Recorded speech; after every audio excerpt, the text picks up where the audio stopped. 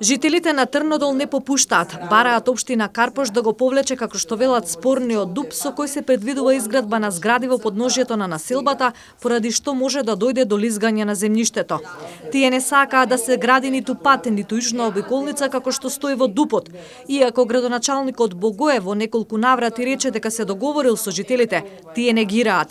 Прашуваат зошто ако има договор повторно на увид им го дава истиот план. Овде е нацртана една јужна, така наречена јужна обиколница, која вели дека сте се договориле дека нема да биде. Ако сме се договорили дека нема да биде, зашто е овдека нацртана? Значи, ако овде е нацртана, он има обврска да ја спроведе. Значи, не знам кој овдека ја кажува вистината, кој не ја кажува. Затоа што ова што е овде нацртано, тоа е за нас валидно. Тоа дали градоначалникот мисли или не мисли или рекол, тоа е нешто што е делот на политички маркетинг.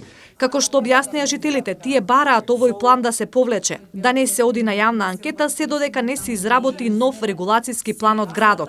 Откако тој план ќе пристигне, велат тогаш би можеле да седнат на маса и заеднички да се договорат за нов ДУП кој ќе биде во интерес на граѓаните. Градот Скопје да изработи нов регулационен план согласно условите за планирање на просторот дефинирани во законските и подзаконските акти.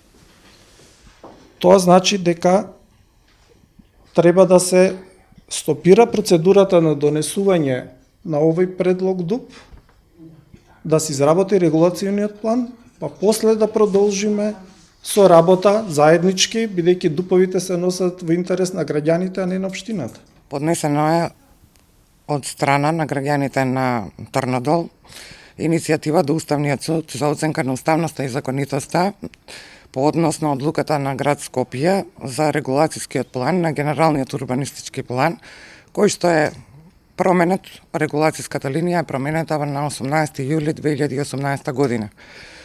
Сходно на поднесената иницијатива до Уставниот суд, поднесена е и посебно барање за времена мерка, значи да се стопира донесувањето на и изготвување на предлог ДУП или донесувањето на ДУПот до одлучување на Уставниот суд по однос на оваа иницијатива.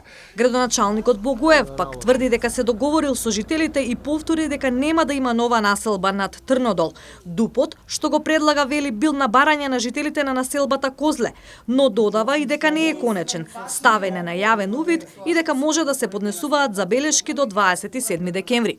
Зборуваме за населби кои што веќе во 80 до 90% се оформени и се изградени. Но деталниот урбанистички план за Трнодол е стар од 2001 година и не може како таков да обстои, мора да биде сработен согласно новите правилници и да биде усогласен со генералниот урбанистички план, а од друга страна деловите од Козле се луѓе кои што се имале легализирани куќи, како што кажав на почетокот, и сега треба да се вклопат. Згради стамбени се предвидени во делот кај бензинската пумпа доле во нискиот дел во подножјето.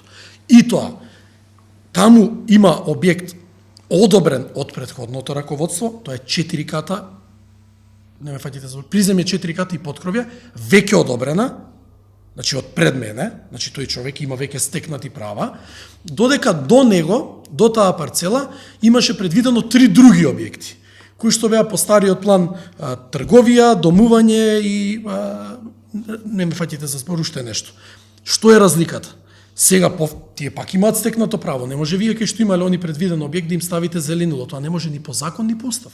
Жителите на Трнодол уште летово се бунеа против овој ДУП и бараа негово менување. Градоначалникот Богоев по ова ги примина средба, но очигледно и по неа недоразбирањата се уште не се надминати.